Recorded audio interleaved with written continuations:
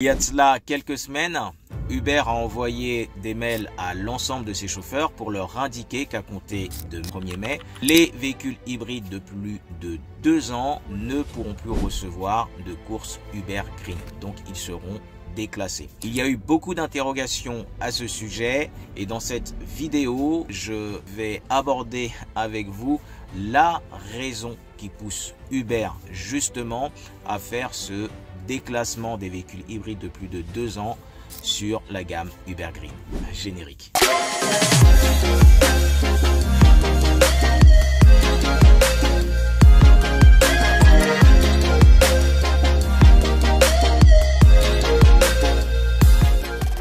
Salut la team, j'espère que vous allez bien. Bienvenue sur ma chaîne. Pour ceux qui ne me connaissent pas encore, je suis Kalala, chauffeur VTC sur Paris, mais également vendeur sur Amazon et investisseur en Afrique. Sur ma chaîne, on va parler d'entrepreneuriat et d'opportunités d'affaires afin de devenir libre financièrement.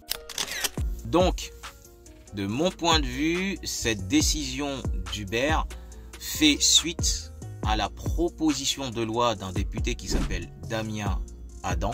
Et ce député souhaite accélérer le verdissement des flottes automobiles entreprises, dans lequel il inclut au départ les centrales VTC et les centrales de taxi. Pourquoi donc cette proposition de loi? Tout simplement parce que la France est en retard sur l'électrification de son parc automobile. Si on compare avec la Norvège par exemple, qui est vraiment très avancée concernant le pourcentage de véhicules électriques au niveau de son parc automobile. En plus, la Norvège a les infrastructures nécessaires. Je ne vous parle même pas de la Chine, d'où je reviens il y a à peu près un mois, où à Shanghai par exemple, vous avez 95% des véhicules qui sont électriques ou hybrides. Mais bon, la part de véhicules électriques atteint facilement les 60-70%. Mais à l'aise. La France a vraiment un gros déficit, un gros retard à ce niveau-là.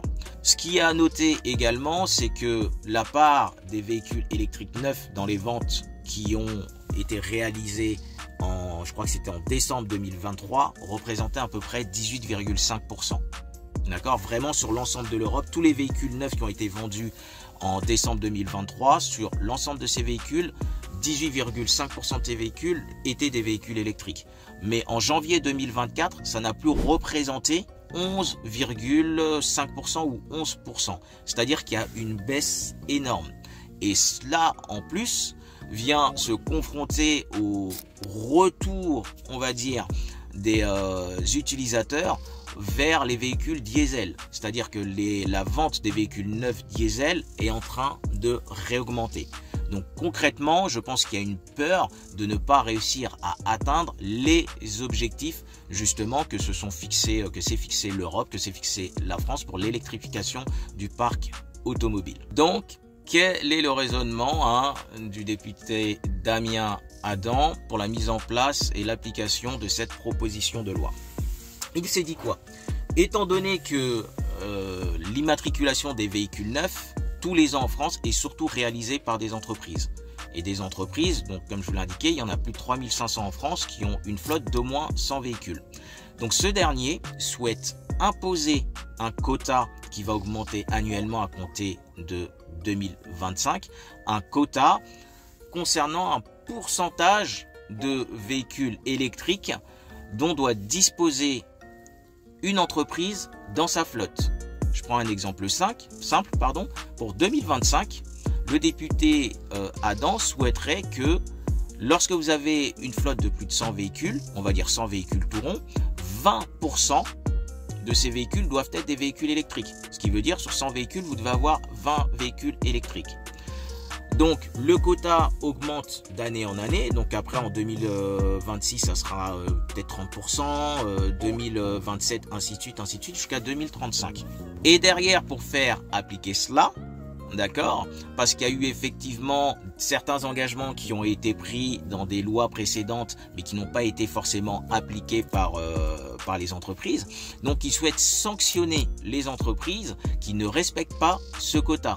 C'est-à-dire, on va prendre toujours l'exemple, vous avez une flotte de 100 véhicules, vous devez donc avoir 20 véhicules électriques. Si vous n'en avez que 18, vous serez amendé de 2000 €, d'accord, par véhicule électrique manquant. Donc il vous manque 2 véhicules, ça vous fera une amende, une sanction, ils appellent ça, de 4000 €. Donc ainsi de suite, ainsi de suite. Donc je vous laisse imaginer si par exemple vous avez une flotte de 3000, 5000 ou 10 000 véhicules. Et dans ce projet de loi, sont inclus à la base, sont inclus les centrales de taxi, comme je vous l'ai dit, et les centrales VTC. Et donc ça va augmenter d'année en année. Et à compter de 2027, si je ne me trompe pas, ça sera plus 2000 € d'amende par véhicule électrique non présent dans le quota, ça sera 5000 € d'amende. En gros, cela inclut à peu près 3500 entreprises disposant d'une flotte d'au moins 100 véhicules. La finalité, si je puis dire, de tout ça, c'est que ces véhicules électriques qui ont été utilisés au sein d'une entreprise, on va prendre par exemple le cas d'une centrale de VTC, puisqu'on sait que nous on parcourt beaucoup plus de kilomètres qu'un particulier, donc que ces véhicules électriques au bout de 3-4 ans se retrouvent sur le marché particulier à être revendus par des entreprises en tant que véhicules d'occasion, donc à des prix qui seront beaucoup plus abordables pour les particuliers, ce qui donc par ricochet, en imposant aux entreprises d'acheter plus de véhicules électriques qui vont de toute façon changer à un moment donné ou un autre pour être achetés par des particuliers, ça permettra également d'augmenter la part des véhicules électriques au niveau des particuliers. En fait, ce qui se passe, c'est que vu qu'il n'y a plus d'aide ou beaucoup moins d'aide gouvernementale concernant l'achat des véhicules électriques, ce qui explique justement la baisse des ventes des véhicules électriques et la hausse des véhicules diesel, pour lancer, on va dire, la machine au niveau des particuliers. Donc, pour schématiser, les entreprises qui ont des flottes vont acheter des véhicules électriques qui vont utiliser pendant 3-4 ans, et au bout de 3-4 ans, ça va être revendu à des particuliers en tant que véhicules d'occasion pour que la part des véhicules d'occasion chez les particuliers, des véhicules électriques plutôt, chez les particuliers augmente. Donc, grosso modo, ça donne un peu l'impression que les entreprises qui ont une flotte, VTC, taxi compris, sont là pour un petit peu relancer la machine du verdissement du parc automobile français. Maintenant, on va aborder le timing concernant cette proposition de loi. Rappelez-vous, Uber a commencé à envoyer les mails concernant le déclassement des véhicules hybrides de plus de 2 ans de la gamme Uber Green à compter de début avril. D'accord ? La loi du député Damien Adam a été présentée au niveau de la commission de développement durable le 9 avril. Donc, dans cette commission-là, on examine les amendements, d'accord, mais on peut également décider de retirer les amendements en question. Sachez que la loi de base est soutenue par Uber. Telle qu'elle est, la loi originale, elle est soutenue par la proposition de loi originale est soutenue par Uber. Ce qui s'est passé à la sortie justement de l'examen au niveau de la commission de développement durable, c'est que vous avez des centrales de taxi et de VTC, dont je ne sais pas le nom.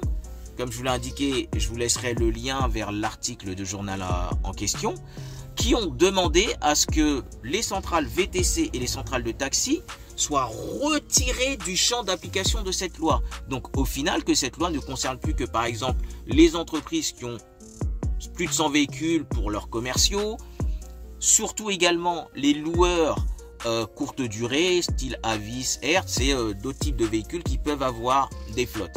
Donc en soi, vous avez une majeure partie du secteur VTC et taxi, en termes de plateforme centrale, qui ne veulent pas que leur soit imposé ou appliqué un quota concernant le nombre de véhicules électriques dans leur flotte.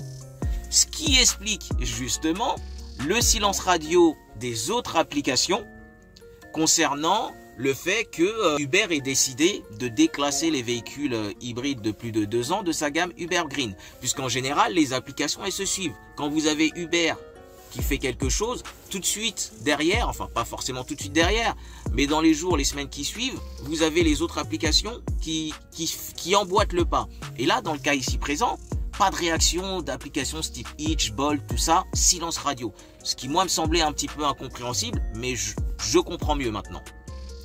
Donc concrètement, donc le 9 avril, ça passe à la commission de développement durable. Et après, ça devait passer à l'Assemblée le 30 avril. Aujourd'hui, on est le 3 mai. Au moment où je fais la vidéo, on est le 3 mai. Ça devait passer à l'Assemblée le 30 avril. Et je pense qu'il y a une tentative lors de la présentation à l'Assemblée nationale devant les députés, en première lecture de cette loi-là, de vouloir réintégrer de la part d'Hubert et du député Adam, de vouloir réintégrer les centrales VTC et taxis dans le champ d'application de cette loi. Qu'est-ce qui s'est passé le 30 avril? Eh bien les amis, le 30 avril, l'examen du texte de loi au niveau de l'Assemblée nationale a été reporté après les élections européennes qui auront lieu le 9 juin. Et ça, je pense que bon, c'est de la politique, je ne veux pas rentrer dedans. Je pense que certains partis ont tout intérêt d'éviter de se positionner sur un sujet qui est quand même assez sensible avant les élections européennes qui sont quand même assez importantes pour les partis politiques. Donc concrètement, le mail qu'a envoyé Hubert, c'était de mon point de vue, et ça reste que mon point de vue, de la communication, un peu de lobbying pour essayer de montrer, regardez, nous, on est en train de faire le nécessaire pour électrifier notre flotte. On veut que vous réintégriez dans la proposition de loi du député Adam les centrales VTC et taxis pour qu'elles puissent avoir justement le quota en question, la mise en place des quotas en question à compter de 2025.